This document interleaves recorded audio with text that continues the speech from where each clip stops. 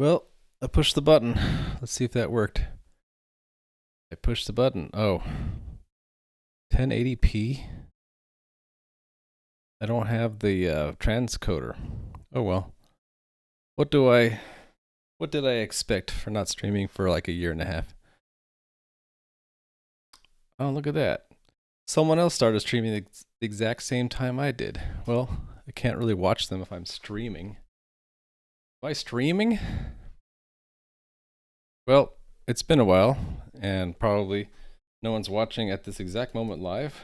But hey, if you are, hello. Um, Otherwise, you're probably watching this as a recording, or I'm just speaking out to dev null, and it's not going anywhere. Either way is fine. I am going to type something to check to see if my chat overlay is right there. It looks like it's working. It says something there. I'm going to leave the background transparent so that it doesn't form like a weird black box over my list of files here. So it's been a while. The last stream was in 2023 at the end of November, not counting the few streams that I did for Advent of Code. Did a few of those and then kind of lost steam. So anyway, I've been working on this programmable parser. Here's what it looked like back in last time I worked on it on stream. We're parsing an image file. It's got it's an animated GIF, so it's got I think 10 frames here, and we're not even showing the name of the file back then. But in the latest version, you can see that it's pog slide. Let me see if I can actually pull that up on the screen. So that would be here for the stage pog slide. So we're parsing that. You may recognize that GIF. Let's see. Pull this up to the right.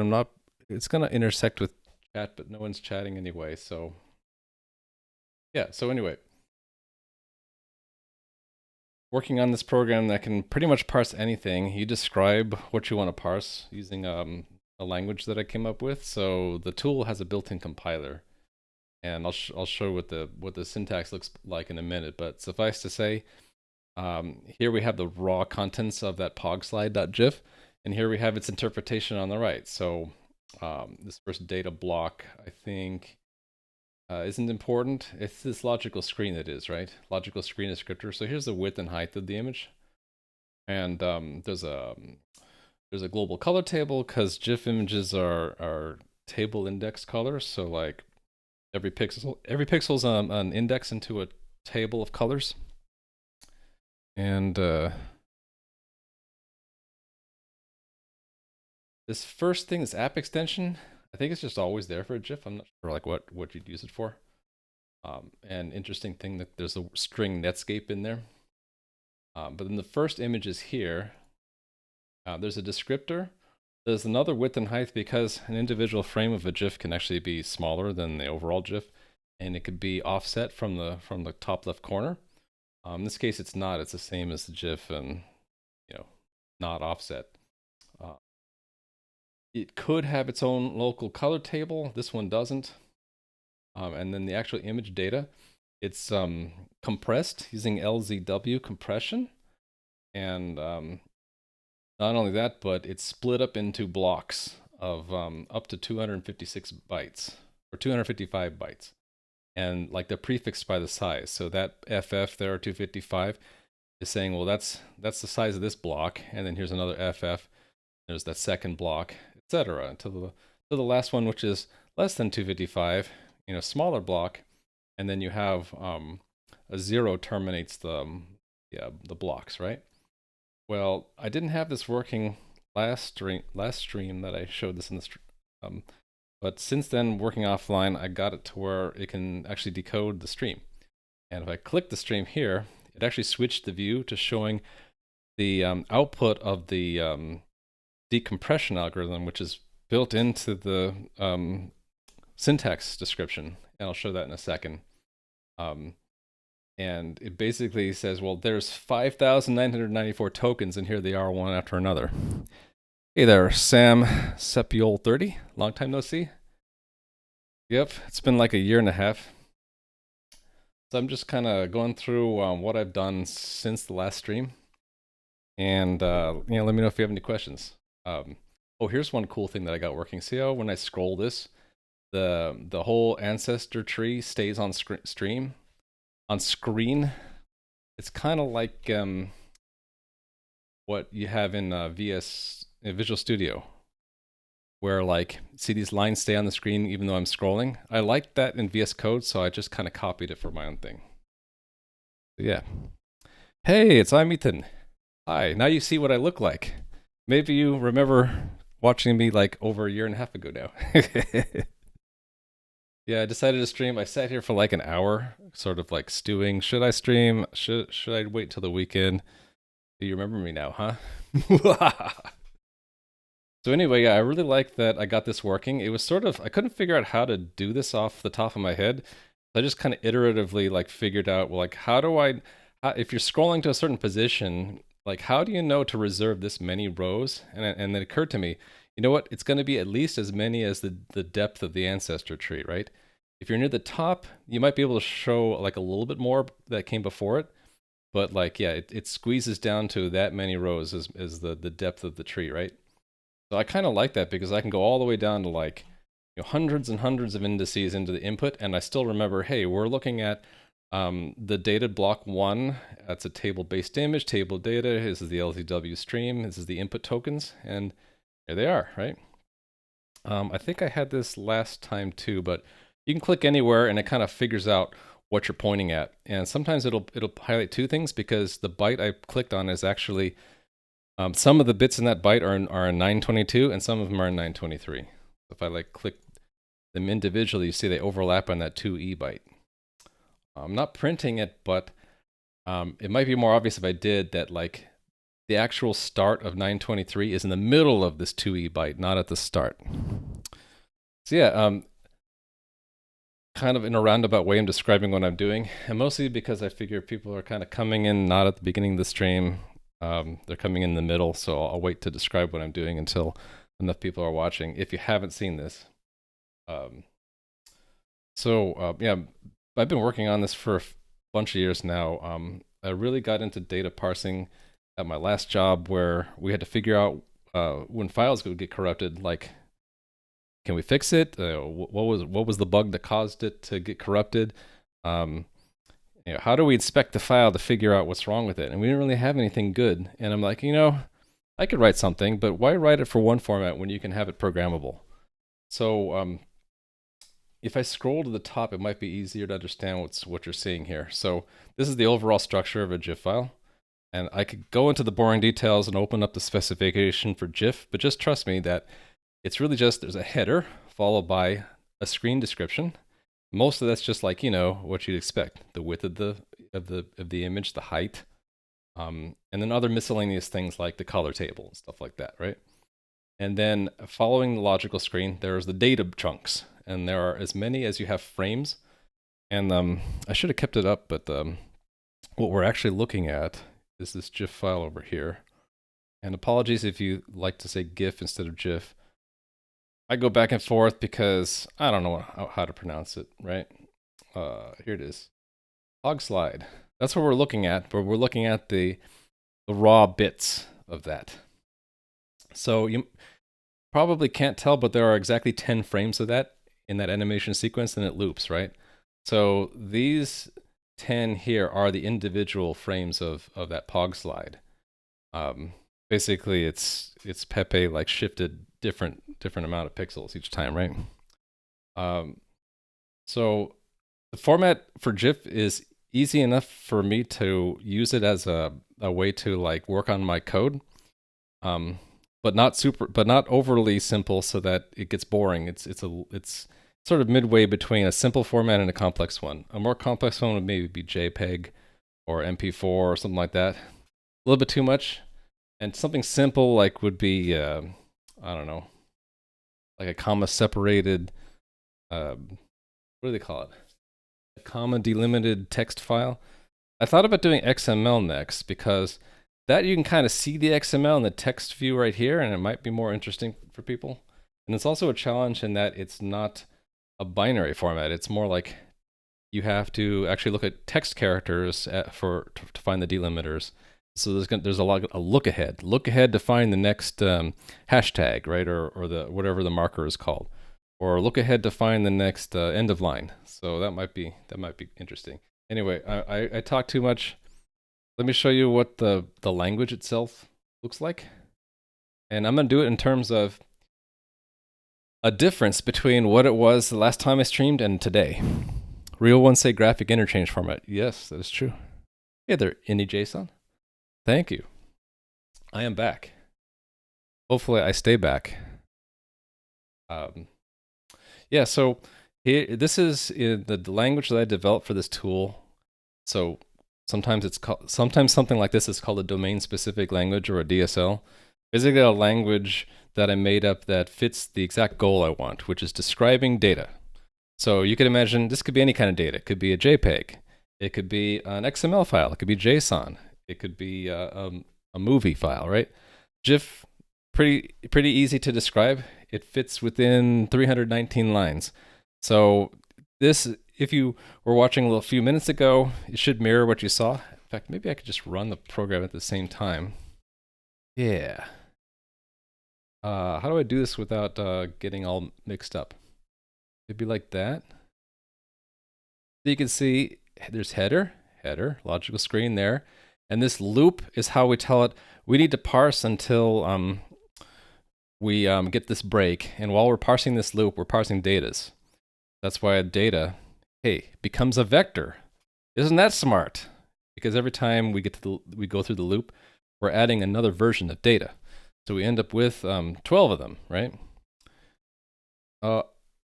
Froze for a second. There we go. So there's 12 of them, right? And then the trailer is the end of the file.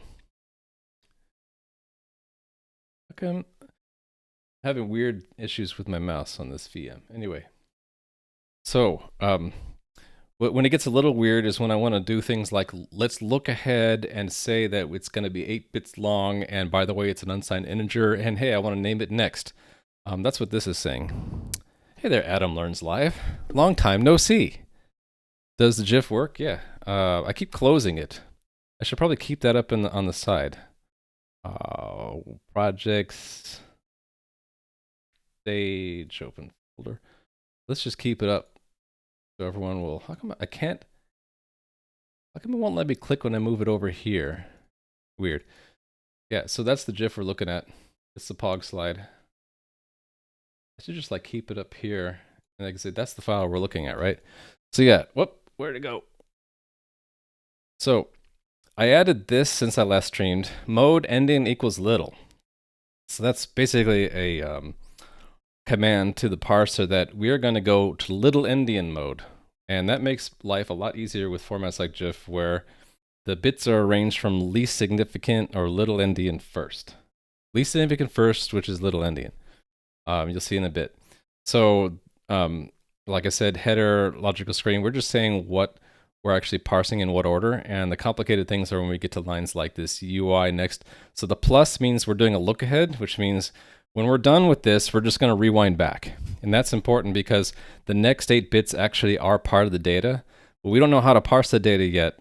Actually, we don't know if we're going to break or not until we've looked ahead 8 bits to see what it is. This 3B, it becomes I can explain.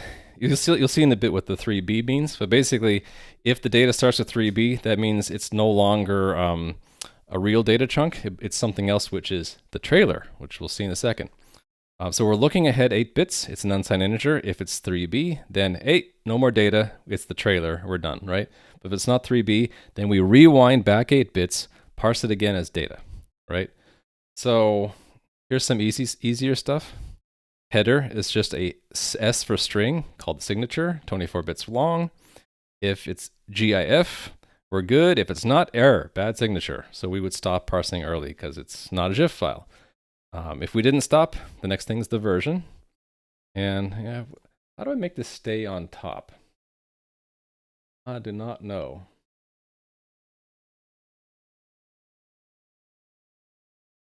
It's gonna fight me too. Oh well. Maybe someone will tell me how to keep it on top.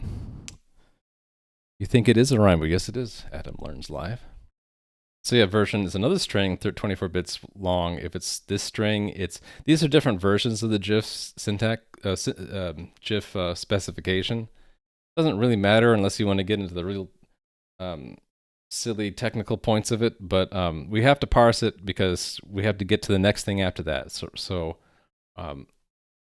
after the version, we're done with the header, and so we go to logical screen. Logical screen is there's a descriptor, and then if we have a color table, we parse the color table. Now here's where things kind of changed from last year.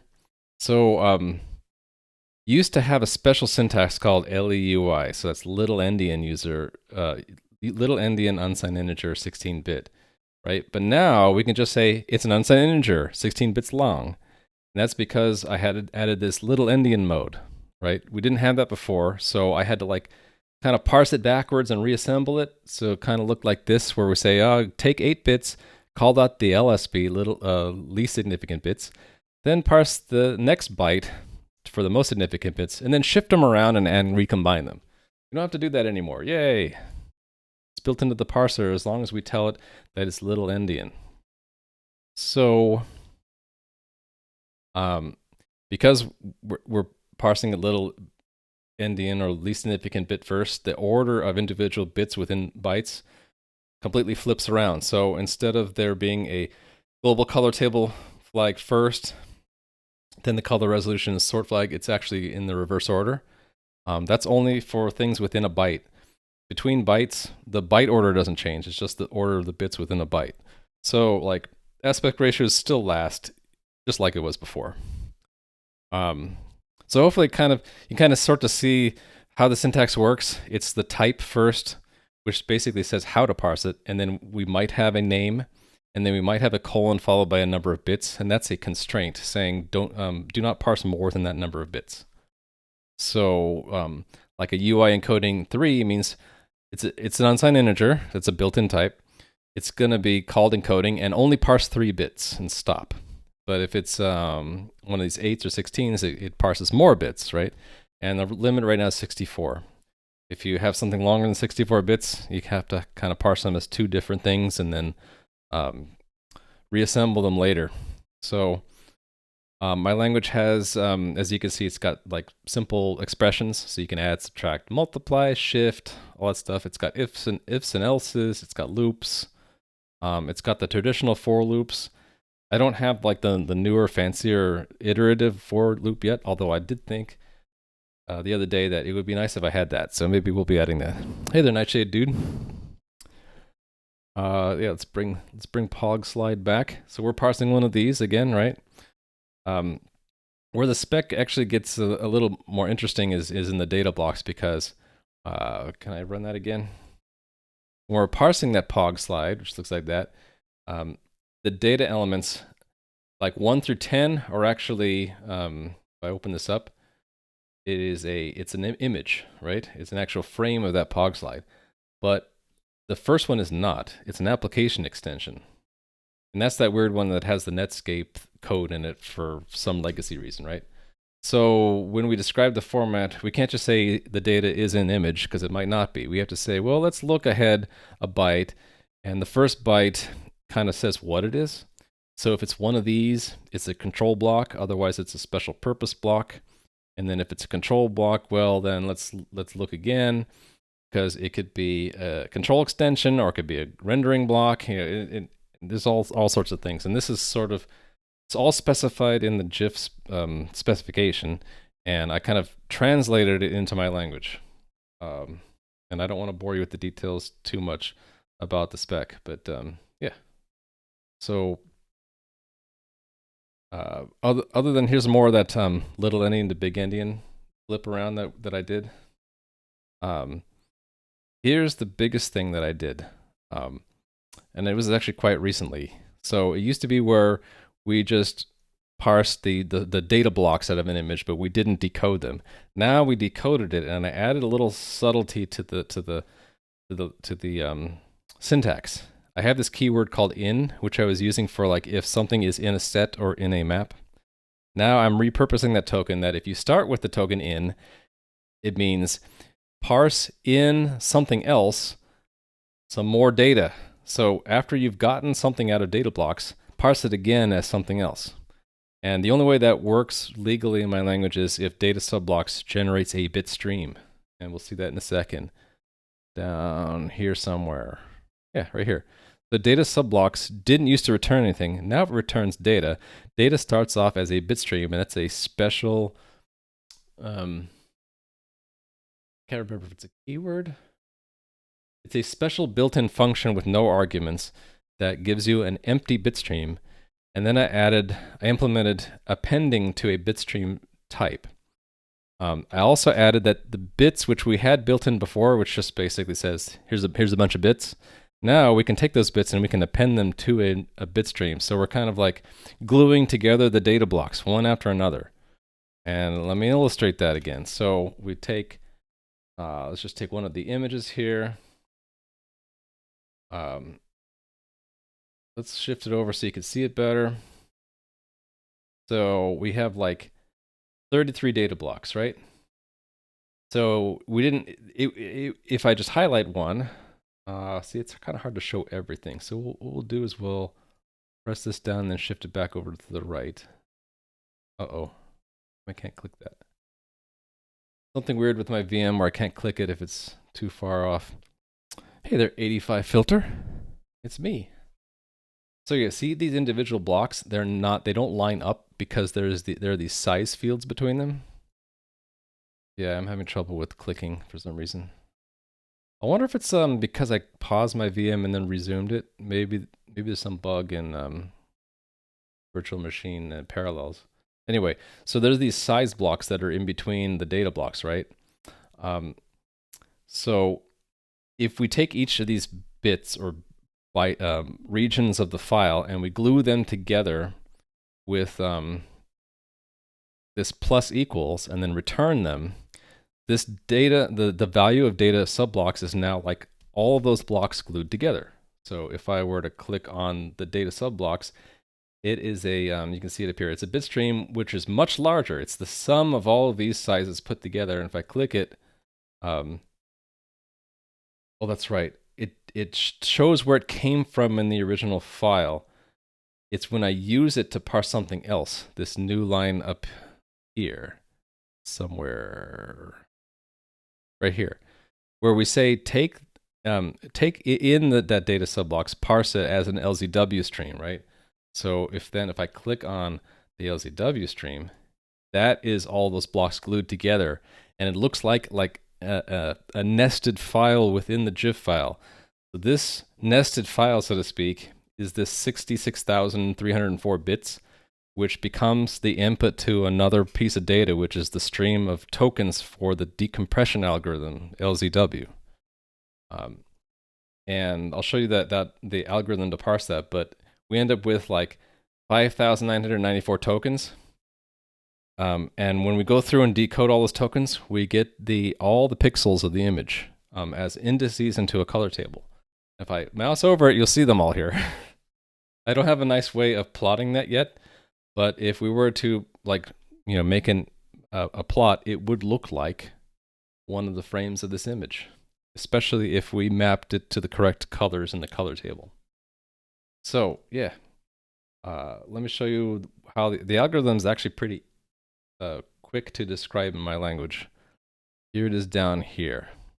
So there's like a minimum and maximum code size. In GIF, I think the maximum code size is always 8. No, it's always 12. So it's just an algorithm detail. There's a minimum and maximum code size, and for GIF, the maximum is 12. But I parameterize it because LZW is used elsewhere with different maximum code sizes, and hey, reuse is always cool. So anyway, you could look this up on Wikipedia. That's what I did, and I basically encoded the algorithm from that Wikipedia article described in my language. And I won't go through it line by line, But the essential points are that we have a decoder table that has like an initial state, and you can see we might get back to the initial state if we encounter what's called a clear code, a special code that says clear the table and start over. That happens if your table gets too big, and it's better to reset the table to get better compression ratio. If you hit the special end of code, you're actually, or end of information code, then you're done, and that end of information code needs to be the last thing in the stream. I have a check down here to make sure that we don't have any, no more than 7 bits left. If you have more than 7 bits, then you have extra bytes that you didn't need to have there in the file. So, why did you do that, right? You might have between 0 and 7 bits because you can't have, in a file, it has to be an integer number of bytes, and each byte is 8 bits, right? So we might have some leftover bits. I think they're probably always 0. I don't even bother to parse it here. I just kind of ignore it, unless we have 8 or more, and then it's a warning, right? So yeah, the gist of the compression, besides the special clear code and end of information code, is each token you parse is going to be the current code size in bits. And it starts out at the minimum, and then it increases whenever the table reaches the size that's 2 to the power of that code size. It's like, well, if we added a code, the code size needs to be bigger, otherwise we can't address anything in that table, right? When you get those bits, so maybe you start out with 8 bits per code, you parse the 8 bits, and I think that is here somewhere here. It's right here. You parse, like maybe you parse 8 bits. It's not the clear or end of information code. You go into this else, right? So there's a special condition where the input happens to be exactly the same as the length of the table, and you do something weird. But otherwise, you take the input and you look it up in the code table, and you get the next output token. As you can see down here, that's where I append it to the output so that I can see it and then do stuff with it later.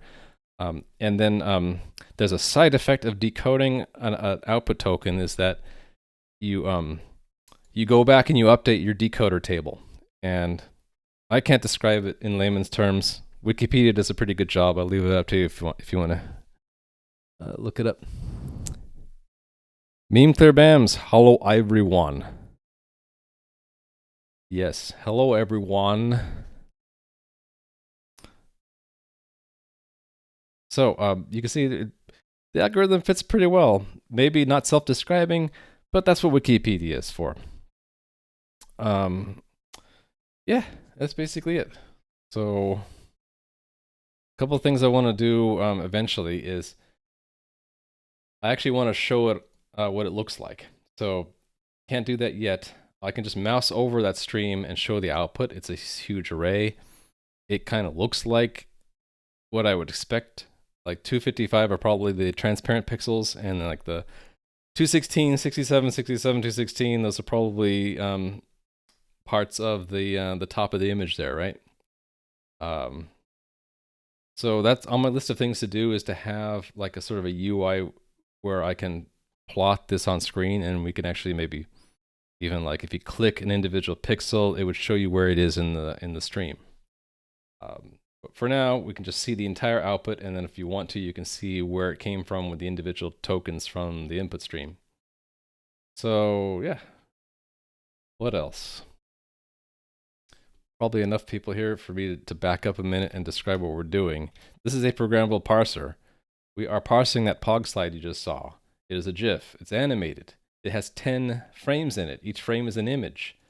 The images are what are they called? They're table indexed color images. So the each pixel is a value from 0 to 255. It's looking into a table, like a palette of colors, 256 colors, and each individual color will find in the logical screen. Here's the global color table. So here are the red channel of all 256 possible colors, and then the green, and then the blue, right? So overall, you can actually show here. Here's where the global color table is in the image. It's near the top, right after the header, right? So again, my tool doesn't have GIF hard coded. We had to describe it in the language that I made up for it. Let me just jump to the to-do list. See, I might have to reboot my virtual machine because I can't actually click here. You see the cursor changes. There's like a region of no clicks allowed. I'm just going to reboot the thing. We will reboot by saying sudo reboot. I think it's like whenever I pause the VM and then restart it, there's some bug in, I'm using Parallels, some bug in that where it messes up hit detection in the cursor, hit detection in the VM. But rebooting it is pretty quick. Okay, we're already back. To open that up, I want that over in the screen. So other screen, I want my terminal, and I want to line it up with that, and go over and put our browser here. I don't think is it going to remember the tabs I had open before? Yeah, look at that. Open those tabs. Store it. Here we go. So now I can click there, right? See, I fixed it. So I got most of my earlier to-do items from like years ago done. There's still some things in here like parsers for different formats. These are kind of complex.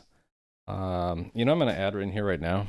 Actually, maybe not there, but before I forget again, because I thought about this the other day. An XML parser. Because the challenge with that one would be parsing something that's textual, not binary. I want to be able to parse anything. So let's pick something unusual for compared to what I've been doing and make sure that it can handle that, right? This one, probably not going to do that because we're doing Linux when we're streaming. But it would be nice to have an app bundle if it's on Mac. Log levels, don't really care about that too much. Namespaces for IDs, really it's only important when I make larger formats that are composed of smaller ones, so I don't really care right now. Yeah, so sometimes we'll have errors, and right now I have no way to like go to the next error. I do highlight them in red now, though. For the file dialog, I use eGUI file. So it kind of looks like this. It's not the native file dialog. It's one from this eGUI file, because I'm using eGUI for the graphics. But I made a note for myself. How about trying the native OS file dialogs, right? Oh, I found out a couple weeks ago that if I send like signals like term or quit, my app either does nothing or it completely crashes. It just doesn't handle them correctly. And I'm like, yeah, we should behave correctly, right?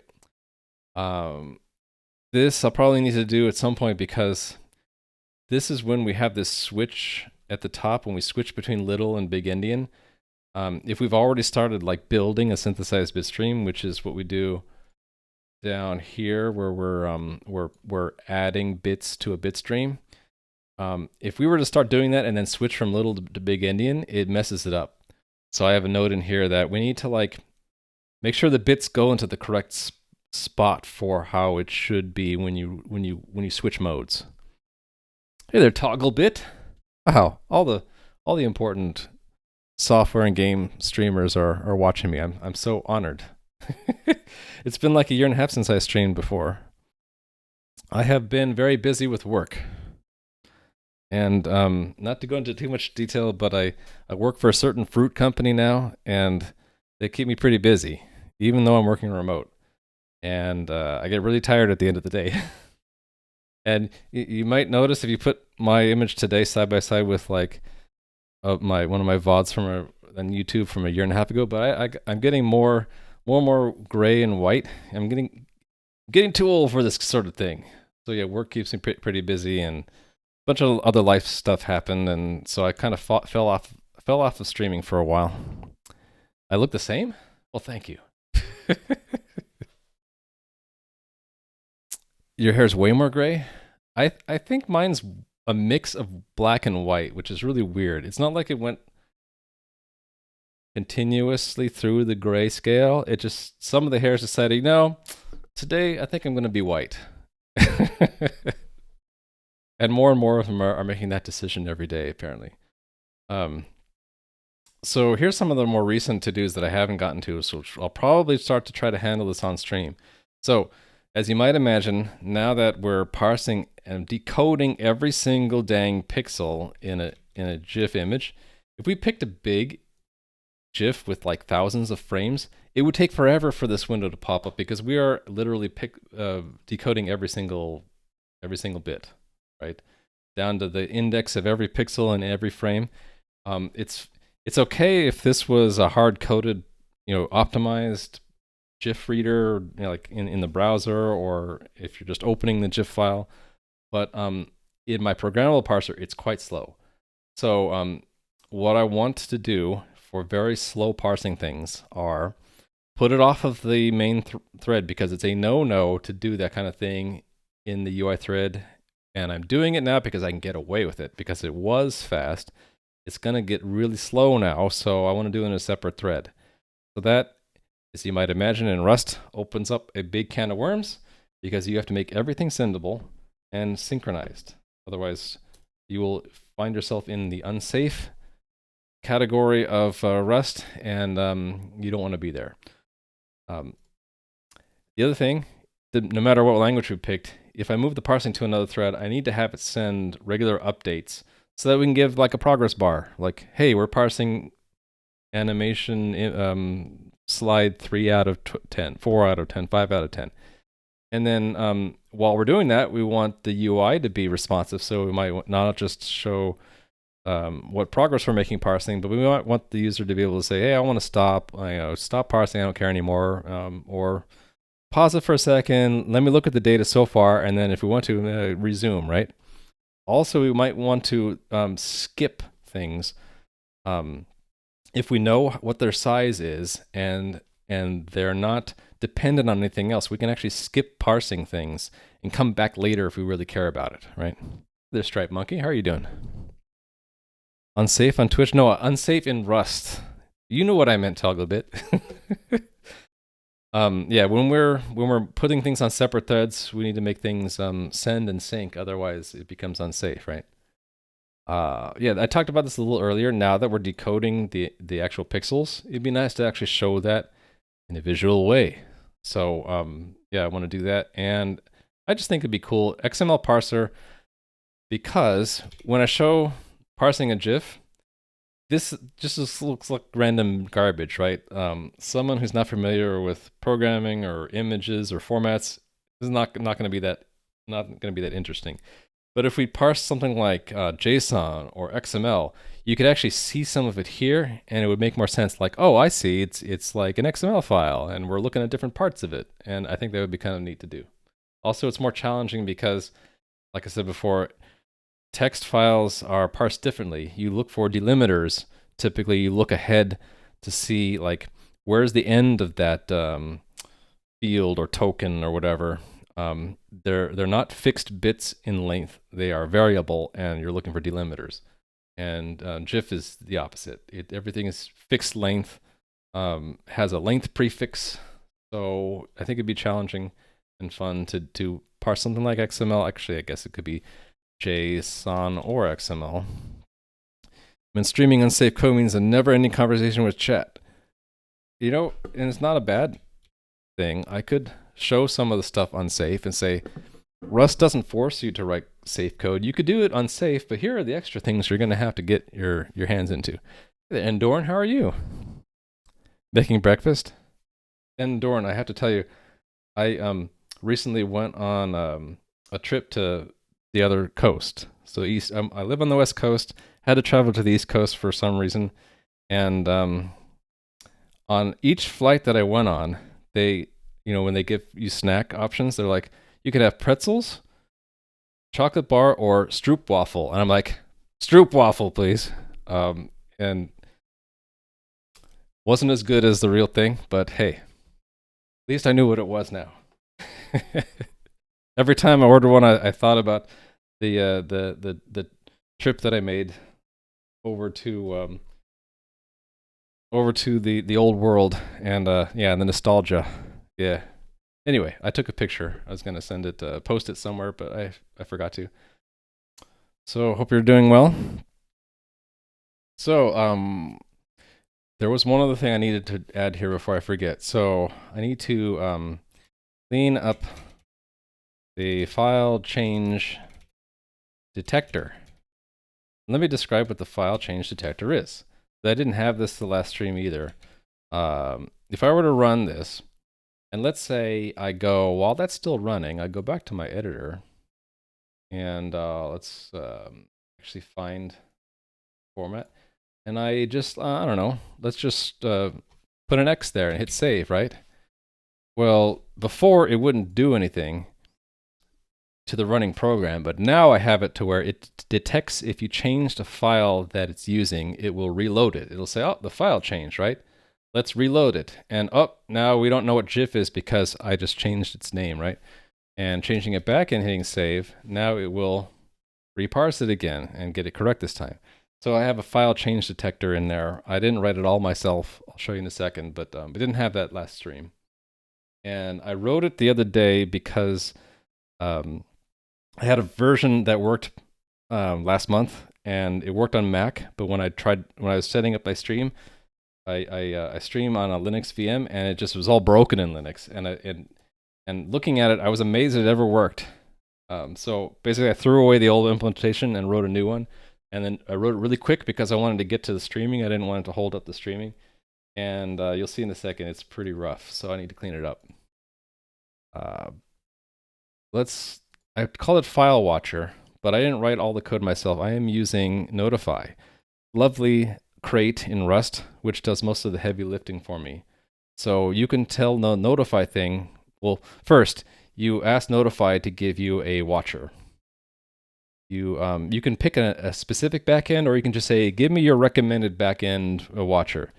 And then there are multiple ways you can, things you can pass to a recommended watcher because it is a generic, right? There's an event handler, and as long as you have an implementation of their event handler, it'll work. And they provide two built-in implementations. Actually, does it show me that if I hover over this? Yeah, there are two implementations of it. I'm using the one that takes a function or a closure, right? Basically, the closure is called every time Notify finds out that a file that you wanted it to watch changed, and I get an event, and I'm just taking that event and I am sending it through a channel. The channel is a asynchronous channel. You might have seen this if you've seen Rust before, but anything you send through the sender comes out the receiver, and they can be in different threads, which is super useful because I'm about to receive it in a different thread. Not using enter on Linux, whatever the name for that was. I don't know. Prepackaged ones are great. The ones in Amsterdam were way better than the ones I got on the plane. I'll just tell you that right now. So yeah, you set up a watcher, you give it a closure or something else that implements the event handler, and then you tell it what you want to watch, just giving it path names. And it handles directories too. If it's a directory, it might be recursive or non-recursive. I only use it for files, so I don't really care about this. I have to give it something, so I just said, non-recursive, whatever. It makes sense for a file, right? So you can add things for the watcher to watch. You can later say, I don't care about that path anymore. Don't watch it anymore. So the reason why I have my own type called file watcher, which forwards on to notifies watcher, is because notifies watcher doesn't debounce the events. And that can get really annoying where the OS might say, oh, you saved that file 3 times in quick succession, and it would cause my program to maybe load that file 3 times. Don't need to do that. Just debounce it. Consider like if you see the file start to change, then wait a few seconds, and if it's not changing anymore, now it's stable, we can reload it, right? So Before I used a crate that debounced it for me, but haha, didn't work very well on Linux, and I'll tell you why in a second. I threw it away and I made my own because that's what ChatGPT suggested. So this file watcher is really a debouncer for notifies watcher. We have the sender. I already showed you we're using that sender to whenever we get a callback from the backend notify watcher, we send that event through to our receiver, which is handled in a separate thread, which we spawn right here. Here you can see we are receiving. And we're receiving with a timeout. This is how the debouncing works. So if we time out, then we take all the accumulated events and pass them to this F, which I probably should rename. It's what we got, what the client of FileWatcher passed in. Like, this is how we want to be told when a file changed. Call this function, right? So we wait until we've timed out, and then we call that callback with everything we've accumulated in this path changed set. Now, if we don't time out and we actually get an event, which again we would have gotten from the callback here, and here's the key thing. In mine, we only care about create, modify, remove. If it's one of those, we'll take that path and put it in our set. If it's not a create, modify, or remove, we will ignore it. This is important because before I made my own debouncer, the debouncer I was using took every single event and just threw them all at me, including the ones about opening the file, reading the file, or attribute changing on the file, stuff I don't care about. And that caused a feedback loop where I would get an event about a file, and then I would open the file, that would cause another event, and then 2 seconds later, it would just go in a loop. Every time I would open the file, it would cause another event, which would cause me to open the file again. So this breaks that feedback loop. We only care if the file actually got, created, destroyed, or modified. You might say, well, don't you only care about modifications? The file already exists, right? Otherwise, you wouldn't be watching it. The reason we do create and remove is some editors do a trick where instead of actually writing to a file that already exists, it'll write to a new file, like a temp file, the new version of the file, then delete the old original file, and then move or rename the temp file to the original position of the new file. So that will come across as a remove followed by a create instead of a modify. Hope you followed that. Why debounce it? Seems mean. I know it's mean, but it's important. Same thing, same reason why you have a debouncer on a keyboard. You don't want to have multiple reloads of the file. If your editor, when it writes to the file, it does it in more than one step, and you might get more than one modify event. You're going to do excess reloads. You only really want to wait until the file stops being modified, and then say, okay, it's calmed down now. Now we can reload it. So that's what we're doing here. We get an event, we just add it to a set, and we move on, and we only handle that set when we actually time out. Like nothing happens for the debounce period, and we say, oh, okay, we timed out. Now we can forward everything that changed, right?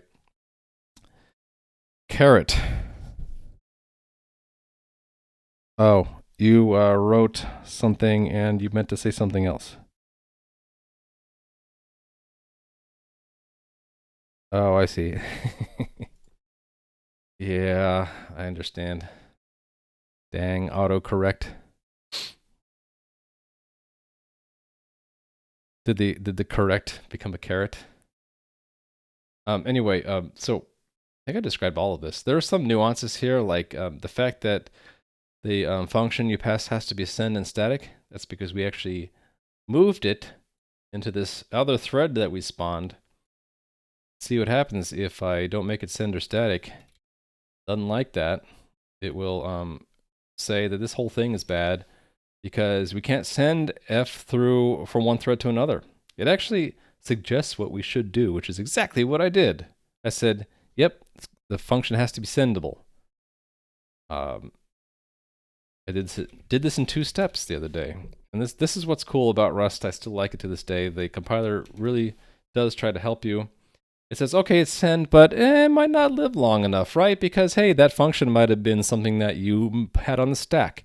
And you called new on FileWatcher with the function that you have on the stack, and then you just kind of let the function go off and get dropped because you return from the function you were in. Now that function no longer exists. Uh-oh, wait, we gave it to this new, like, what the heck, right? So because we sending it to another thread, who knows how long that thread lasts, the compiler says, yeah, you better make sure that it can live all the way to the end of the program, possibly. You know, that's the worst case. In other words, static lifetime. When you see static lifetime in Rust, think, don't know how long it's going to live.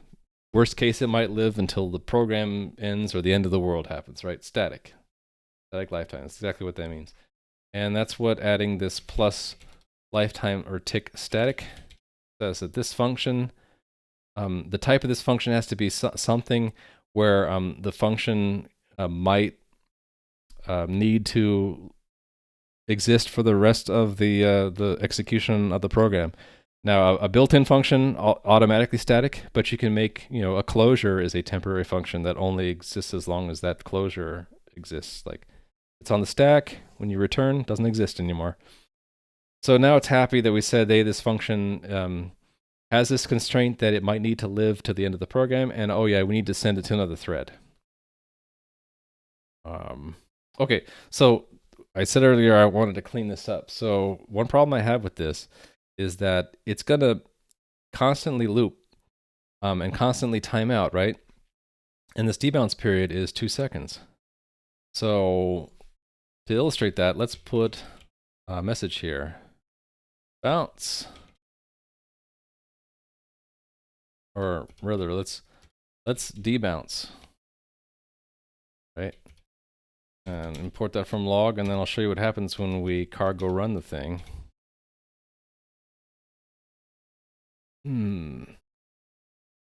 So if I make a streamer mistake, you'll have to forgive me because I literally have not streamed for like a year and 3 months or something like that, or year and 6 months. Last stream I did was advent of code, and I only did a few of them, and then I kind of gave up. See the problem here? Where like every 2 seconds, it's waking up and receiving with a timeout on that channel, right? Well, we can do better than that, right? We can be smart about how we receive on that channel.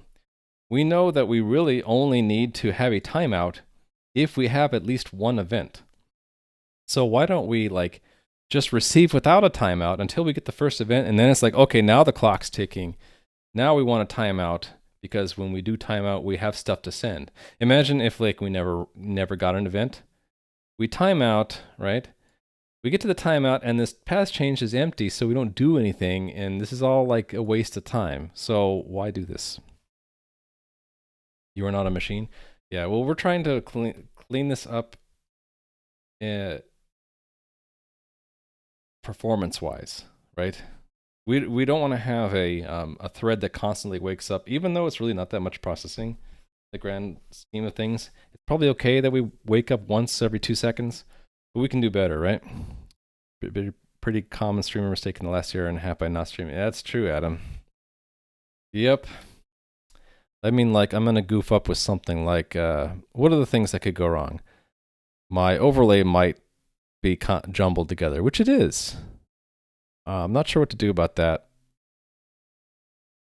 Or I might misspeak, or I might have emote only mode turned on, or I might mute my mic, right?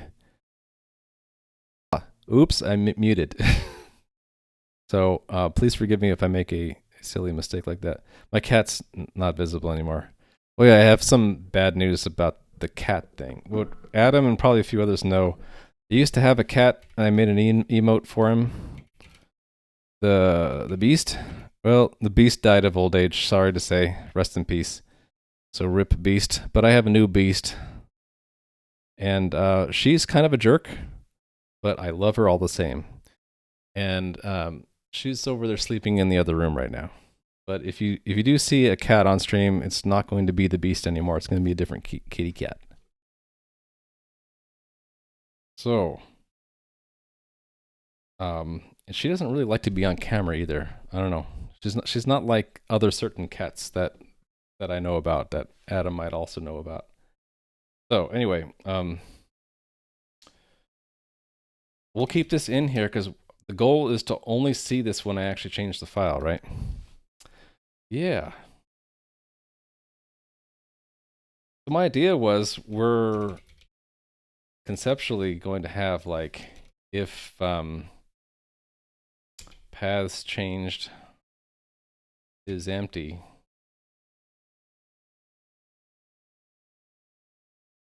then we actually want to just receive, right? Else do that. But I don't want to be repetitive and repeat all the contents here. There we are missing some arms. Let's fill the arms now, right? I'm missing a bracket here. I don't want to have to repeat all of this content, so I kind of want to be a little bit more smart about this. I can deal with the error though. The error is going to be this same error. So it's kind of the same thing. We want to say we really shouldn't get an error here because the file watcher sender should not disconnect while the thread is running because we hold on to it in the thread itself. Where's that? Oh, wait, no, the sender. The sender we hold on to in the file watcher. So being a part of the file watcher along with the join handle of that thread, and we have a drop implementation where we still have the sender and we join the thread while we still have the sender. That's why I'm asserting that it's unreachable to have an error, because the only error you can have on a receiver is if you disconnected, if the sender got dropped. Well, that's again my in other words, my claim is that the sender should never be dropped. It should not disconnect. Either when we're receiving with a timeout or without. I could combine these to one place, but I mean, here's how I would do it. I would say let disconnect unreachable is this string. Maybe let's just do it. I feel like doing it. Why be repetitive, right? We'll have the string defined once and we'll just repeat. Actually, let me put a variable here. It will not, because it wants there to be a format string, but we can be clever about it. We can just do this, right? Then I can do the same thing in both places. That way, if I really want to reword it, I really don't like the repetition. Oh, I'm missing a double quote there. This solves the repetition by having it in one place, and then I would just change it in one place. The only thing we're repeating is the name, which is fine. Okay, so the difference between OK without a timeout and with a timeout is this is actually the message, right? Actually, I'll first start with a copy paste of it, and then we will refactor out the copy paste. This is essentially what I want, right? If we haven't changed, if nothing has changed yet, we're gonna receive without a timeout. We're gonna wait until one of two things happen. We're told to stop, or one of our files we're watching changes, right? If something did change, then the next loop, it won't be empty anymore, and we'll go into this else. And here we have a timeout because we know that something just changed, so the clock is ticking. If it changes again, we put it into our set, and then we reset the timer. But if it stabilizes and nothing changes for that 2-second period, then we say, okay, we take all the things that changed and tell our client, all these things changed just now, or it's just within the last few seconds. And that's how we debounced it. So first I'm going to verify that that worked, and then I'm going to try to remove the repetition. And I had an idea before the stream about how I would do this, and I hope that it will work. All right. Okay, so it debounced twice. Why did it debounce twice? Oh, we might have gotten an event. Oh, we got an event when we opened the file in the first place, and we just ignored the event, right? That's probably what happened, yeah. So imagining what happened, why we got it twice. First time through, let's debounce. It went into here, we received an event, but it wasn't one of these three. We ended up here, we ignored it, and then we fell out and we looped again, right? So that makes sense to me. So good news is it's not repeating every 2 seconds. But we need to confirm that if I change the file, it actually does wake up and signal us. So we will go and touch the file by breaking it, because that's more fun. And then 2 seconds later, file changed. We debounce a bunch of times right before that. I think it's because I opened the file in VS Code, right? So those are the opens. Those are probably when we opened and read the file in VS Code. Then I actually changed it a couple seconds later. It says it changed, and then that's probably when we reopened the file in the parser. So it looks good, right? And if I go back and I change it back, yeah, we wake up a few times, we see it changed, and then we reopen it, so we see a few more events, and then we're good. Okay, I like it. So it works. Now we need to get rid of the repetition. So my idea for that is to do a trick where we take the entire section of code and we just make it into a closure. We will say let handle message changed equals that.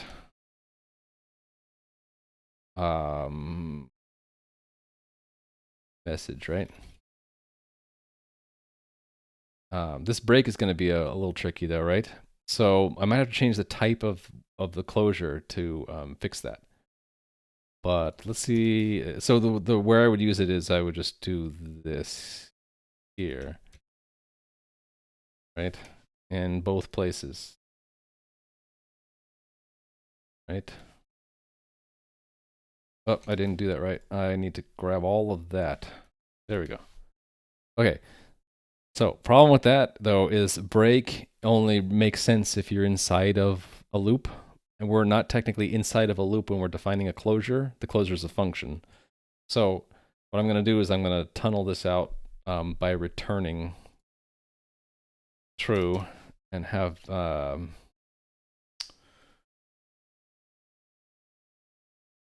guess we'll just extend this to be a like that and say return false here, or just false. False. So if we fall through, we've handled something, and so we don't want to break out of the loop. But if we get a stop, we're going to break out of the loop. So then I'll just say if that it returned true, then break.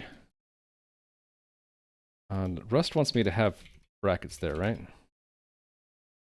Yeah. So same thing on the other one. Now, if chat think of an even slicker way, which probably you can, just let me know. Otherwise, I'm just going to go with that. The error here is oh, am I borrowing it in more than one spot? I am. Okay, so what I'm going to do is I'm going to pass it in to both.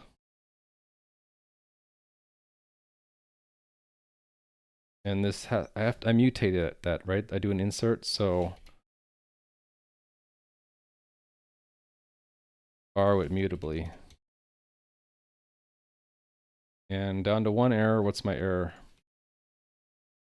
Oh, I need to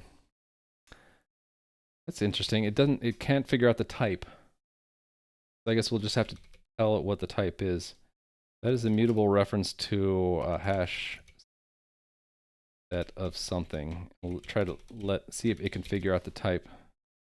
Oh, that works. Verify it works, and then I think I thought of another way to simplify this code, and I'll tell you what it is in a sec.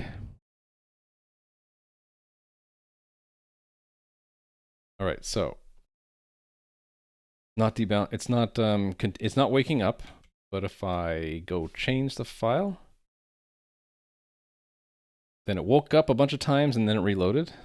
Cool. Went back to sleep, right? It's not printing out let's debounce anymore. But now I made it wake up again, and 2 seconds later it does it. Okay, cool. Works. So the other optimization I can make is I don't really Like this would be an okay implementation. How am I trying to say this? This file watcher is nice in general if I care about these paths. But really, if I show you all the references to this, it's just one. And all it does is, in the main program, it goes and sends another event to say a file changed. And all that we do when we handle that is we print out the file that changed. And then I don't actually use that path for anything else. In fact, I'm just going to reload everything. So really, I don't even need more than one event at all. So if we really don't care about the file other than to print it, I could just move this over to where it actually changed, right here, right? And I don't even need this path at all. Let's just remove it, right? So I don't need that path. I don't need that path. And don't need that path, right? What's the error here? Takes an argument. It does, but it doesn't need to. We'll remove the argument now. We'll remove that argument. So we don't need to change, we don't need to set the path anymore. And also, like I said a second ago, a few moments ago, I don't need it called for every path that changed. I only need it to be called once, right? So we don't deal with path buffs anymore. Now we just reload with anything changed. In fact, I'm gonna rename this so that I remember what I was doing. How do we rename? There we go. We'd say changes detected. Some files changed. Right? Something changed, right? Something changed. Automatically renamed it here. So yeah. Now my file watcher is sort of specialized in that I don't care about the actual paths that changed. I just want one event when one or more of the files I told it to watch changed. And when it happens, we're going to reload, right? So the only reason I need to actually keep this set is because later I print them, right? Let's just make sure that this still works.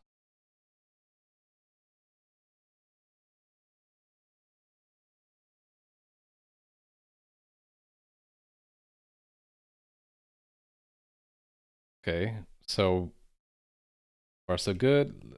Change format file. And it woke up, reloaded, had an error, went back to sleep. Changed it back. Woke up when I edited it, reloaded, back to sleep. Still works, right? Okay. So I don't really need to print this anymore. Let's just drop this, which means I don't need this for loop at all anyway, which means I really don't need path changed either. Right? A lot of this stuff just kind of falls away naturally. We don't need to collect the paths, right? Oh, I can't completely delete this though. We do need to do something. So what I'll do is, instead of having a let paths change, we'll have like something changed. And we'll initialize it to false, right? And then I don't need, let me think about this.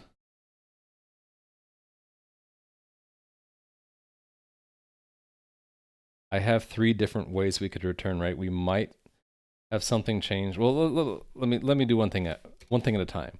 We're just going to change this, so it's just a bool now, and we'll just set it to true, right? And then this just becomes not if not something changed. So probably would be easier to read if I swapped this. So I'm going to do that now. If something changed else, and I move this from the old else to the new then up here. All right, get rid of the old else. That's somewhat easier to read, right? If something changed, now we're going to receive with the timeout. This is this again. And this just, sorry. Yeah, we don't need this anymore. And we don't need hash set imported anymore. Okay. I kind of want to get rid of having to pass that in though. So my idea is that instead of returning a bool, there are 3 possible return values, right? Return something here, return something here, or return something here. So that's 3 things. So let's do it the right way, and we will make a enum called I was going to say message change result, but how do we use this? Handle message change. Okay, it really is a message, right? A message comes in, and it's either an event or a stop. So really it's like message handler result, right? So one is something changed. And then message ignored, right? And then a stop requested. Those are the 3 things that we might decide to do. And let me sort them alphabetically. You know what would be handy is if there is something that would auto sort by alphabetically in the VS Code stuff for Rust. That'd be nice. That would be nice. So then what we can do here is we can, we don't need something changed anymore. Pass in the message. And here we just say return something changed, right? And actually, I can turn this into just that, and then that we put in message ignored, and here we put stop requested, and then I get rid of the false there, and that should just work, right? Yeah. So now the type of this is well, it doesn't show it here, but it's return. It should know that we're returning a message handler result, right? So then this would become if, get rid of this one.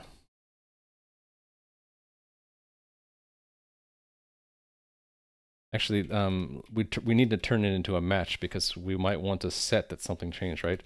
We match this. We'll still have the break. The break comes back in a second. Break comes in here, right? Stop requested becomes a break. Message ignored, we don't care. Something changed, then we will say something changed equals true. There we go. And well, we're going to end up, see, this is what I don't like, is I'm going to end up copying that to here. But the more I can move into that common closure, the better. See, the difference between something changed and not is that we have this extra, the error is different. It could be a timeout where we call the callback or a disconnected, whereas when we have no timeout, an error always means disconnection.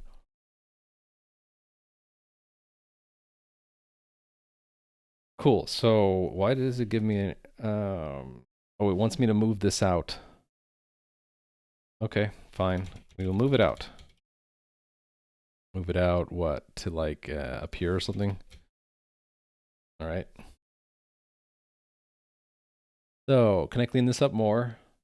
I would really like this common message changed handler to like have its logic. The problem is that we have control flow instructions, which you can't put into a closure.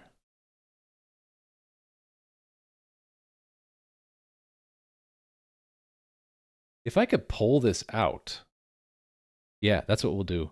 We'll pull it out of this if. We'll say match.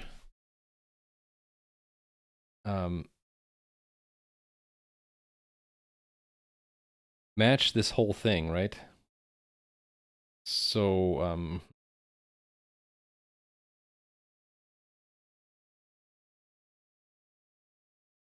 we just have to one thing at a time.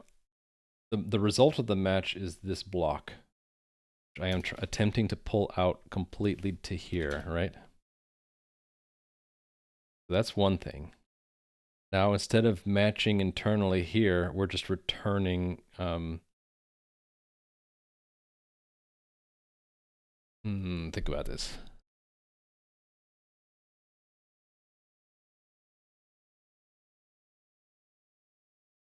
Really, we're either handling a message or we're not, right? So shouldn't it just be either some message or nothing, right? So this would be some message.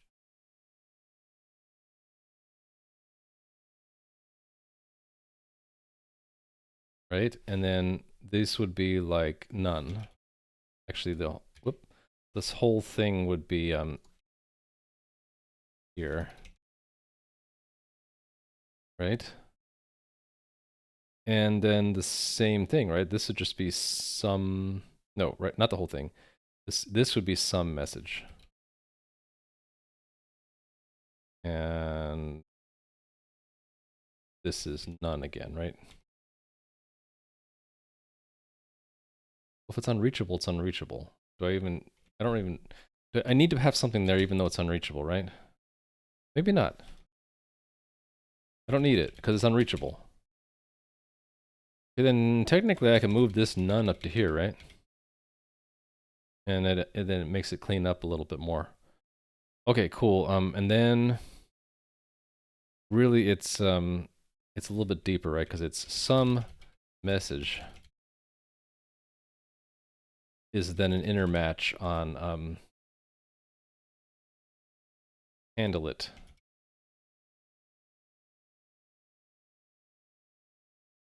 Right? Oh, then I don't need a match. I could say if, let's break it up. Let's say let possible message equal that end statement, and then we'll say if let some message equal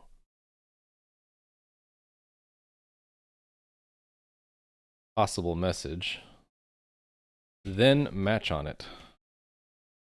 There we go. All right. So we have our closure, and then we're basically saying we're getting a possible message. There are two ways we could get it. We could either be waiting with the timeout and get it, or we're waiting without a timeout and we might get it. This is probably telling me I can reduce this, right? Let's do that. Is that easier to read? So you receive map or else it's unreachable. Oh, I can just turn this into an unwrap, right? Or an expect. Map or else exact. What does it exactly do? Maps a result. Oh, yeah. Can't I just say expect? Expect. And if it's we would just use the same message here, right? And then it becomes some. There we go. What does it not like about that? This looks like formatting item is not part of the formatting macro. What? Is it just trying to tell me that I don't need to do that like I do in unreachable? Yeah, I think that's all it was telling me. That's right, because unreachable is a macro, which expects a format string. But expect is an actual function, so it can take a string that we've already made. All right, now is this easier to read? Let's see. We have prepared our unreachable message because we use it in 2 places. We have our handler separated because it's also used in 2 places. It returns a handler result. We're going to get a possible message through one of 2 paths. If something changed, then we're receiving with a timeout, and we might get a message, or we might get a timeout, in which case we're calling the callback, right? And we don't get a message for the timeout. If nothing changed, then we're waiting forever, and we expect to receive something. We will panic with an unreachable message. Really, that's not unreachable anymore. It's like disconnect invariant, right? Or really, it's like invariant.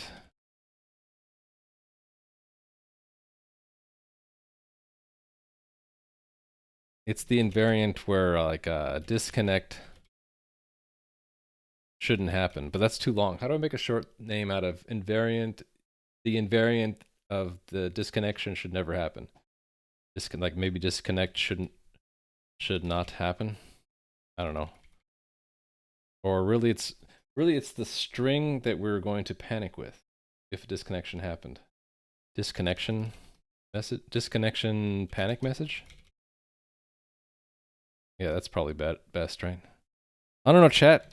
I'm not hearing you guys give an opinion, so I'm gonna pick my disastrously long name for it. Disconnection panic message, which we could get if we actually reach the unreachable code of a disconnection with a timeout.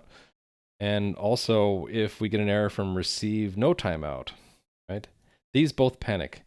Expect panics if you get an none or an error. Basically, it's a polite version of unwrap, where you expected to get something or an okay, but you got nothing or an error. Panic with this message, right?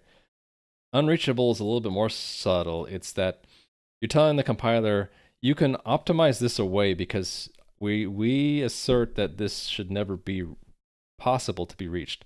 But if we're debugging and it's not an optimized build, keep code in there to actually panic with this message. I think that's my understanding of this.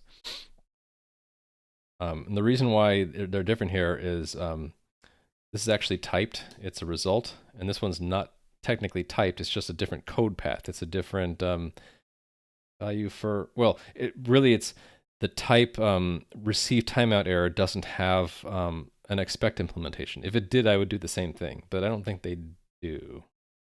I can't say expect here. Yeah, see, it doesn't know what I mean. If it did, I would do the same thing because it would be simpler. But they don't have it, so I just do the match. You can think of an expect as the same kind of match, only for here it would be match, and you would see okay or error, and the error would have an unreachable, and the okay would have just return the unwrapped value, kind of like this. Yeah. If we got a message from the possible message, then match it, right? Okay, I could actually fold these together. We can directly match possible message map, handle it, right? We just have to be a little bit more subtle about this. We have to put sums around these, right? And then I have to have a none case where we do nothing. Oh, it's just saying it's identical, so... Oh, it's identical to... Oh, that's kind of cool. It's telling me I can do this. Which is actually, I think, easier to read, right? So now we got rid of an if. Yay! Basically combined the optionalness with what's inside if we actually have something and we handle it. Basically saying this possible message, which is an optional watcher message, it may or may not be a message. Map says for an option, if it is something, call a function with it. In this case, our function is here. So if we have a message, run it through this function. If we don't have a message, just pass through none, right? So if we either didn't have a message at all, or when we handled it, we chose to ignore it, we do nothing. If we did have a message, and we handle it by deciding to stop, that a stop was requested, then there's our control flow to break out of our loop. If we did get a message and something changed, we set the something changed to true. Great.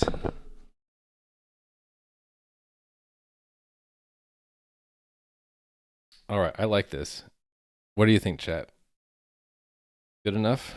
Should I make sure I didn't break it? It's always good to make sure you didn't break something. I get more confidence in Rust when it says 0 errors, 0 warnings that I probably didn't break it. But the compiler doesn't know exactly what we're trying to do. It can just say that it's syntactically correct and safe runtime wise, but it's not going to guarantee that we're actually debouncing correctly. So yeah, we get our initial debounce because we open the file. It's not waking up, which is good. Now if I go change the file, the hack to break it, it saw that I was editing it. It saw that it reloaded and that it can't find the format anymore. I restore it. Okay, it woke up again. 2 seconds later, it reloaded it. Great. Uh-oh, it's bouncing. I did break something. I think I know what I broke. Now, if anyone was watching closely, I think you might have been able to tell what I broke, right? You give up? You guys just too bashful. Here's the problem. We set it to false at the beginning, right? We only change it in one place. What changes it back to false? The answer, nothing. Nothing changes it back to false.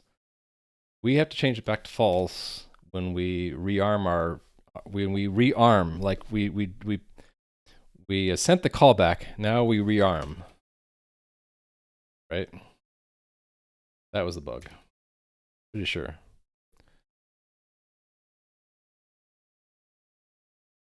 We didn't have to do that before because my hash set was rearmed by clearing it. And when I removed the hash set and replaced it with the Boolean, I did not reset the Boolean. So change the file. It should reload it. Cool. It's not waking up again. Change it. It should wake up and debounce. It reloads. But now it should not wake up again until I change it again. Let's change it in a more subtle way. We'll hack it here. That it parses the header but not the logical screen. And you can actually see how it highlights it in red if it's a part of what we're parsing. I think it is working, and I can finally get rid of our debug message, let's debounce. I'm happy with this, so yeah, let's do that. So, rid of let's debounce, which means we no longer need infos. And I think we're pretty clean here. Probably don't need it. Actually, I'm interested what other people think. I've read that it's polite, especially if you put it on your API surface, to always derive debug for every type that might be printed. And so like if I were to print a debug message about what handler result we got, this derived debug would let me do that. Another opinion might be, don't do that until I actually do need to print it, and then I can just add that line when it's needed. Same thing here. I could probably get rid of that, right? I don't think I actually print that anymore, so I don't really, technically don't need, it's not on my API service, it's not public. I don't need to print it, so why have that? I'm hearing silence in chat, which means you all agree with me, right? All right. Now, did I make anything here needlessly complicated? The new is pretty long, so maybe I need to break it up. One thing I could do is I could make the spawn a different function, right? That would clear this up a little bit. I'm glad, Adam, you always agree with me. Yeah, I don't like the length of this function. It's pretty long. I've been trying more and more these days to follow a rule that a function should only do one thing, if possible. If it does more than one thing, then we should just separate the things that are done into separate functions, and we might have a higher order function called, like, do things 1, 2, 3 in that order. But the individual things that are done, the details, should be different functions. So, like, for example, this I might make a function called, like, make backend. Let's do that now, right? So this whole thing, I can leverage the power of the refactor thing and extract this into a function called fun name, which we will rename to make backend watcher.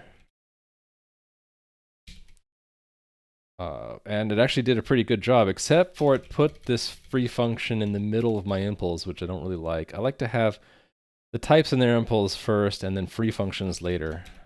Just a preference.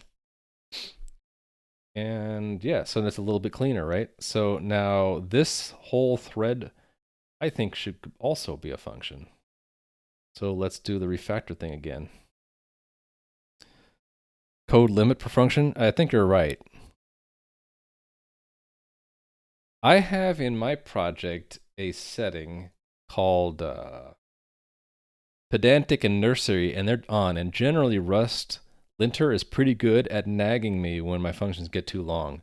So I interpret the lack of a warning as the Rust linter with its default settings, because I haven't touched those, is okay with this function being this long, but it kind of makes me feel like I'm slipping back into old bad habits by making functions too big, and I kind of want to force myself to refactor, even though the linter doesn't think I necessarily need to. So another advantage to breaking things up into different functions is you can assign the different parts names that are useful for remembering what you're supposed to be doing, and then you find that you don't need as many comments. I think a great goal is to minimize the number of comments. But sometimes if you feel like you can't understand the flow of the code or what's going on, and you start to think, I should write some comments to remember what's going on here. That's what I used to do, and I would write too many comments.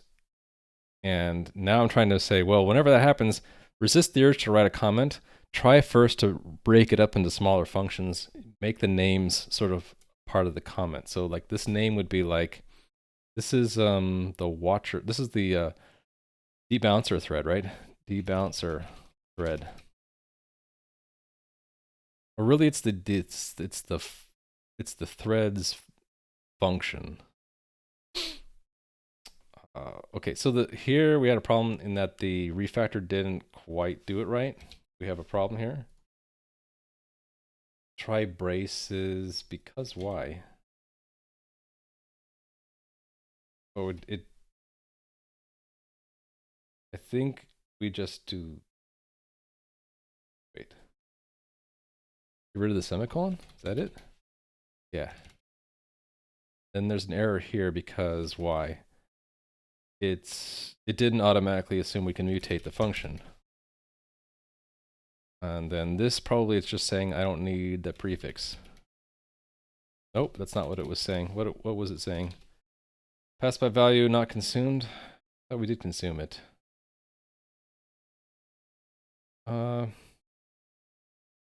Okay, so sure, we could pass it by reference because we technically don't need to own it, right? That's what it's trying to tell me. Yeah, this no longer needs to be mutated because it's the debouncer thread which mutates it. What else can I do here?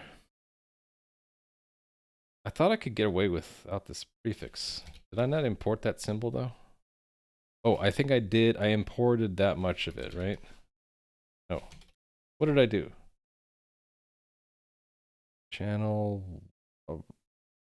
I have sender. Oh, I didn't have to specify the type directly before, but now I do because it has a formal declaration. So I actually do need to do that and then tell it to import it from MPSC. Side note, if you don't know what MPSC, it is multi-producer single consumer. It's a really nifty module in the standard library. Gives you types that can let you talk from two different tasks or threads or parts of your program. And the M multi-producer means you can clone the sender and you're really just getting multiple references to the same sender. So you can distribute your sender all around your structure of your code and have multiple origins for messages and have a single place where you're receiving. That's what the SC stands for. Very, very useful. I'm using it here to send stuff. There actually are two senders. Probably noticed, or maybe you didn't, but maybe you did. One sender we gave to our backend watcher. Here, it is using it to send. What was the other one? Oh, it was in drop. We stored it in self so we could send the stop message. So there's two places the sender ends up, two references to the same sender. One is in the debouncer thread, it got one. Wrong. That's the receiver. The receiver end there's one place. It's the debouncer thread has it. The sender was when we made the backend, we gave the backend, the function that we gave the backend, it keeps one reference here so we can send events. And the other one we kept for ourselves so we can send stop when the drop gets called, which is the destructor of the type.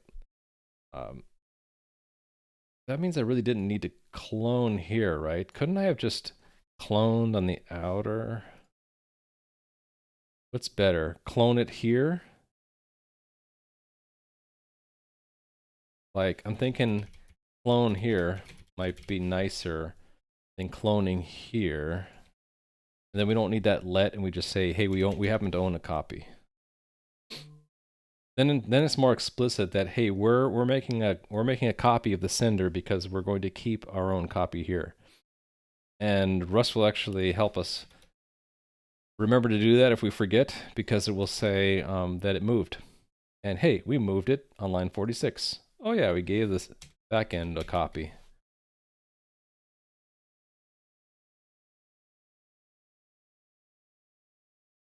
Hey, the kitty cat wants in. Should I let the kitty cat in? Hold on. Show you the new kitty cat.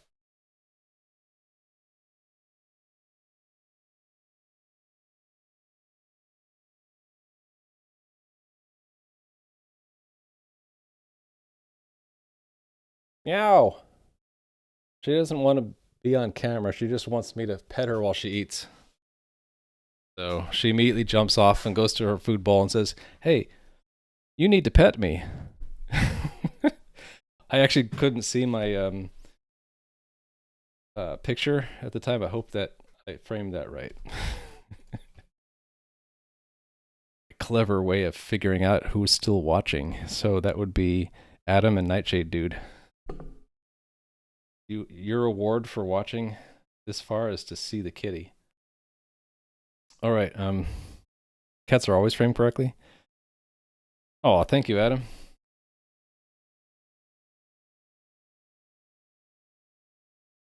Oh, that's a great picture. Look at that. Yeah, her name's Vin. And Vin is a character in a Brandon Sanderson book called The Last Empire, the Mistborn series. So we named her after the hero. And yeah, also Vin Diesel, but she's a girl kitty. The character named Vin in the Mistborn series was a girl. So that's what makes sense. All right, can I read this better now? The goal is that I write it in such a way that 6 months later, not only does it still work, but I can read it and understand it. So we have a panic message. We have a handler. I'm kind of thinking this should just be a function. Yeah, I think I'm going to make that a function in a second. But then we get a possible message because we might be receiving with the timeout or not.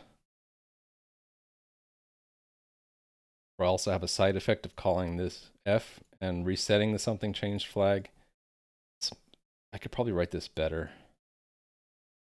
Like I have to look at that and see, okay, there's two things going on. There's three things going on here because we're doing one thing if something changed and something else if it didn't change, but we're also getting back a possible message. And the third thing is, by the way, if something did change and we timed out, then we're calling the callback.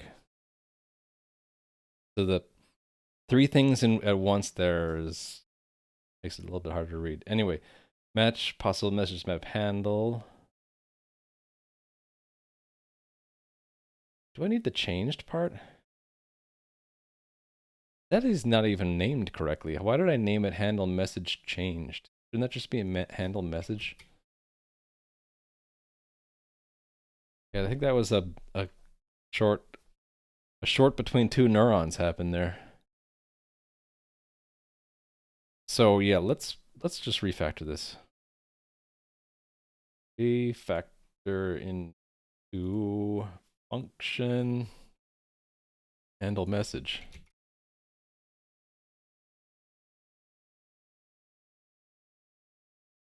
It gets this wrong a lot of the time.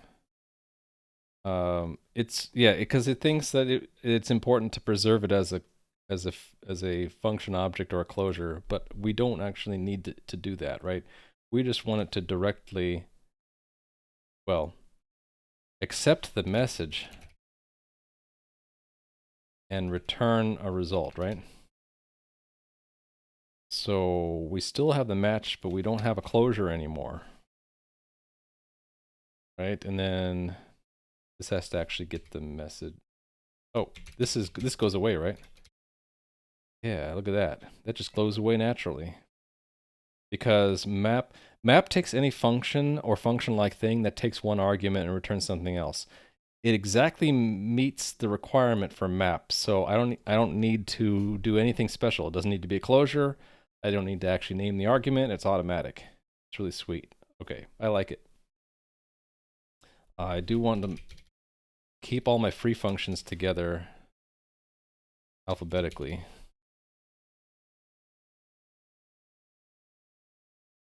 It's really not handling the message, really. It's interpreting the message, right?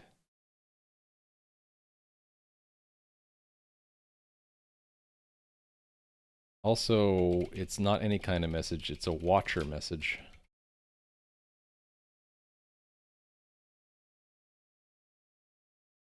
And yeah, it's not really handling. It's like interpret. And it's not a result. It's like an interpretation. Message interpretation. It's like a watcher message. Let's shorten this to ignored. Yeah, there we go. So we're interpreting a watcher message. It's either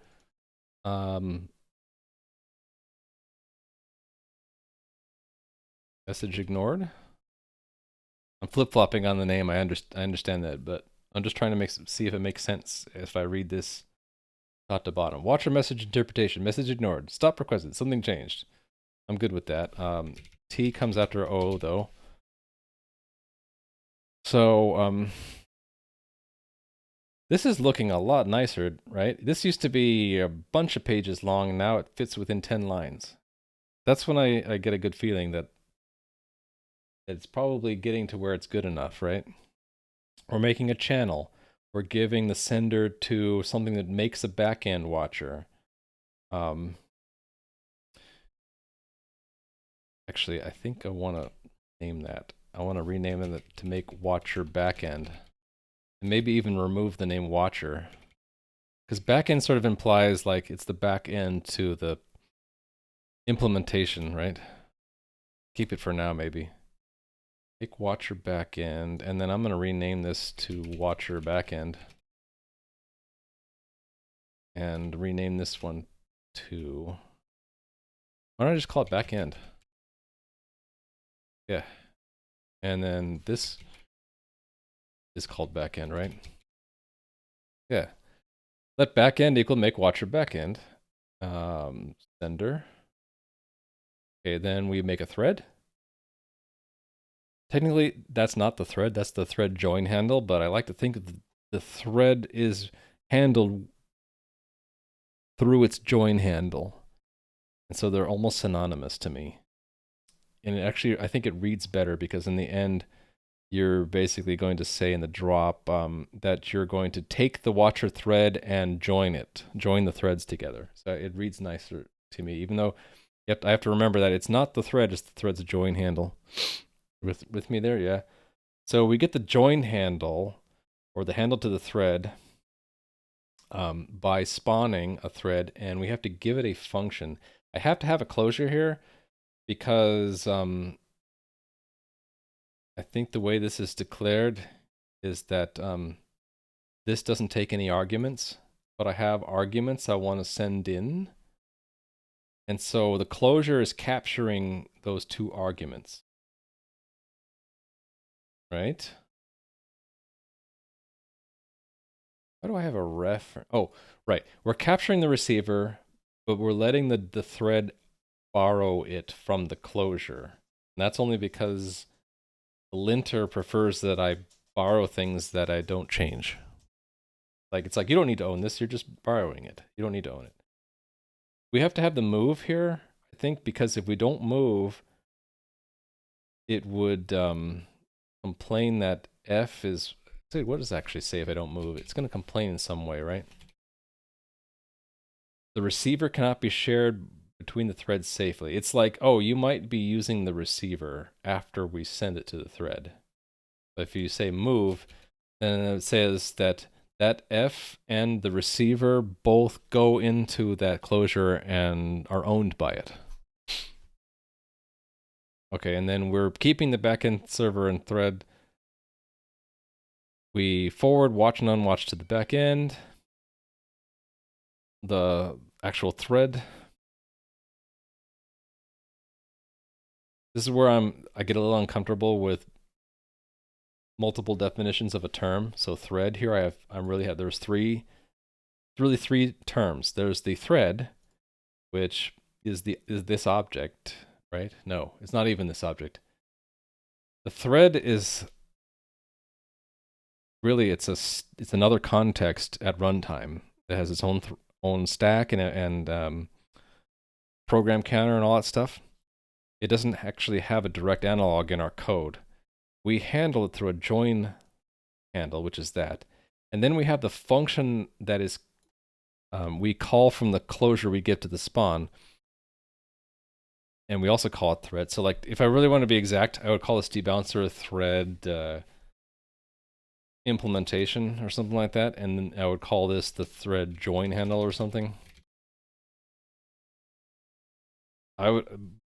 But I kind of prefer short names, and I think this is okay, and I'll remember that this is really a join handle. This is really well, you can tell it's a function because we're calling it. So it's the function that gets called in the closure that we give to the spawn.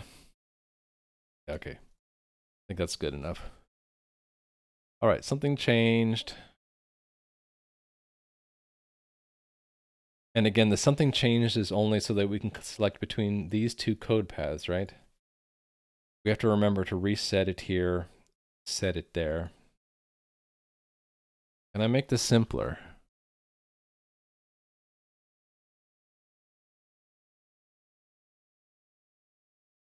I get a little uneasy having something like this because I'm not used to that in other programming languages. It's that the if else has a return type, or it's an expression really that yields a value of some type. In this case, the type is an optional watcher message, right? But we're compounding it by taking that as an expression and then assigning the evaluated value, the value that comes out of the expression to a variable. And I only did that so I could separate getting the possible message from handling that message, and then assigning it a name possible message. Could I turn this code, could I change this code so that I can get rid of this weird compound statement here? The only thing I can think of is I could just take this entire thing and put it here in front, add it to map. But I think it would look weird. Look like, really it would be, I would end up putting the match in front. And putting this there. No. Adding a map there. It would look like that. I don't know, chat, what do you think? Does it look better like this? Match if something changed that. So it's weird because it's still compound. This is like an internal expression that we then compound twice. We first map it through an interpretation and then match the interpretation to one of 4 paths, really, right? I don't think this reads very well. I like it the other way. Like this. Because we have the name there. It's still compounded though. How can I fix that?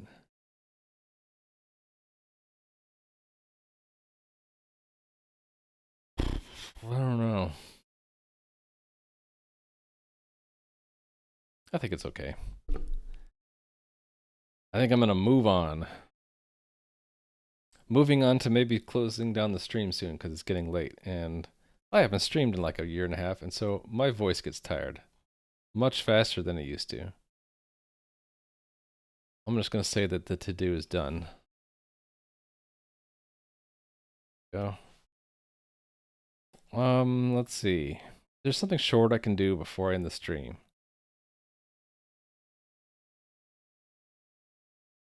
You know what I'll do is I'll just talk about what needs to be done in order to do this. To parse on a separate thread, that means that everything going into the parsing and coming back out needs to be sendable. Problem I have with that is that I'll show you guys where the actual parsing is done. It's done in this function called maybe parse. I think this is it.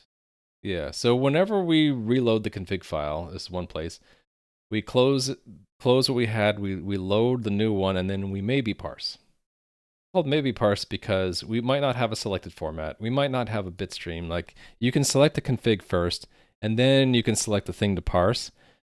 And between the 2 steps, you'll have a config, so you go into maybe parse, but you won't have a bit stream yet, so you just return early, right?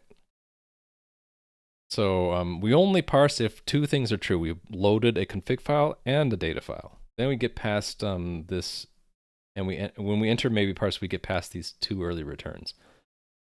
So what goes into the parsing, where it's actually done, is this ingest.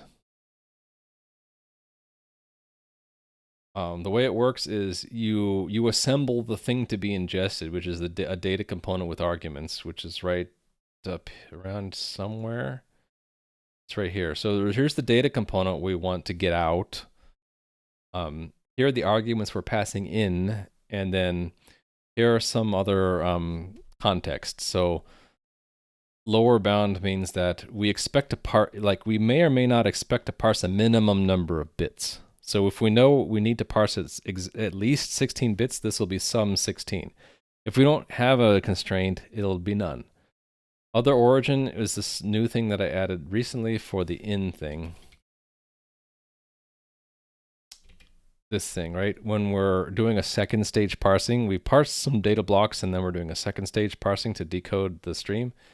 That's where we get this other origin, because in that case, the other origin was the data subblocks instead of the origin of the image data. So this all gets sent into the thread, which means everything needs to be sendable. Now, data component might be sendable, but shared data component definitely is not, because that is an RC ref cell. And very, very briefly, if you don't know, this is two things that we're doing here. RC means reference counted. It's the non-sendable kind of reference count, the one you use if you don't have multiple threads. So it's inherently non-sendable. There's a sendable version called the ARC, which is the asynchronous reference counted. So I would have to switch to that to be able to send it to another thread. So that's one problem. Second problem is this ref cell. Is not only do we have we use reference counting so we can make multiple references, so we can share the component, right? Everything that we want to share it with needs to have its own reference, its own handle, right? So that's what RC does. But by default, RC and also ARC can only share things that are immutable on the surface, which means you're not allowed to change it, because the problem is if you share something and you allow everyone to change it, you can have race conditions, and Rust prevents race conditions in lots of ways, and one of them is that whenever you try to share or alias or to copy a reference to something, it only lets you really do that if it can guarantee that you can't change it. You only can read it. It's okay to share something if it's read only, right? But if it's read and writable, really you only want to make sure only one guy can write to it. And usually if you can write to it, no one else should be able to read without synchronizing, which is another trait in Rust called sync. But yeah, so RC, it's reference counted. We can't send it. We also can't mutate it, so we can't change it, which is a problem because my parser is going to want to fill in the details of the component, right? So the way you get around, one of the tricks in Rust you get around whenever you have something that you're not allowed to change is if you package it inside of a cell or a ref cell, it's a kind of a container where rather than guaranteeing at compile time that it's safe to alias or share or whatever, it defers it to runtime. So at runtime, in order to get to this component and write to it, you have to do a runtime check that no one else is currently looking at that component. And that's what you can do with a ref cell. It's called interior mutability. That means inside the ref cell you can mutate it, but to open it up to get access to mutate or change the component, it has to do a runtime check to make sure no one else is doing it at the same time. And if it does happen, you get like a panic, or the asynchronous version of this is called mutex, which you might have seen in other languages. Mutual exclusion, which means that you can share that and you can get access to it, but you have to get a lock first. If you're the first one to get that lock, to unlock, to get to the component, then everyone else who tries to while you're doing or you're accessing it will get blocked, and their threads will stop and wait for that lock to get unlocked. And that's how you guarantee only one thing is going to access it at a time. That's a asynchronous shareable version of a ref cell. Cell, which is kind of like, it's basically, think of a ref cell or cell as a lightweight version of mutex, where you don't actually have the ability to synchronize with other threads. It's just a runtime check of, say, is anyone else currently looking at this? And I think they use like a counter or a flag or something simple like that. And if you tried it to open the ref cell more than once from two different threads, it just panics. So yeah. Long story short, to make this shareable, I'd have to do something like this, where turn it into asynchronous so I can send it, and then make it a mutex so I can synchronize, right? Yeah, so that's one thing I might have to do. But I did think of another alternative. Because, as you'll see in a moment, like data component, on the surface, there's no problem sending it. But the problem is its composition has shared stuff inside of it, and so it by the nature of its parts not being sendable, the whole thing is not sendable anyway. I'd have to go through and take out all the non-sendable parts and make them sendable. Even if component is owned, some of its parts are still shared, right? So I either have to make the whole thing sendable in all its parts, or an alternative I'm thinking about doing is maybe because this stuff is only shared during the process of parsing, when we're done, we can freeze the whole thing and say, look, it doesn't need to be shared anymore because it doesn't need to be updated. You don't have to update bits of the tree while you're parsing it because you're done. So I'm thinking about making an alternative to a component called like either frozen component or finished component or something like that. And then all of its bits would similarly be frozen or fixed. And then it would then become possible to send it because it would be immutable. Basically an immutable component. Actually, that might be a thing to call it. So I might have component become like a component being parsed or mutable component. And then I might have a version called like an immutable component where all of its bits are also immutable. And then I can send it. So the way I would do this with this, the input would be immutable. So it would be no longer shared component or component. It would just be the immutable versions of this. And then what I would get back out would also be an immutable. But in the body of ingest where we'd send it off to another thread, inside there it would temporarily be the shared part. Frozen component ice to meet you. Your name is better? Nice to meet you. All right. So yeah, this is gonna be way more work than I can do tonight. So I'm just kind of thinking about planning out what I'll need to do. So probably keep this stuff, possibly rename it. And this is used while we're parsing, but when the parsing is done, there'll be like a frozen version of this that we can send in and out of the threads.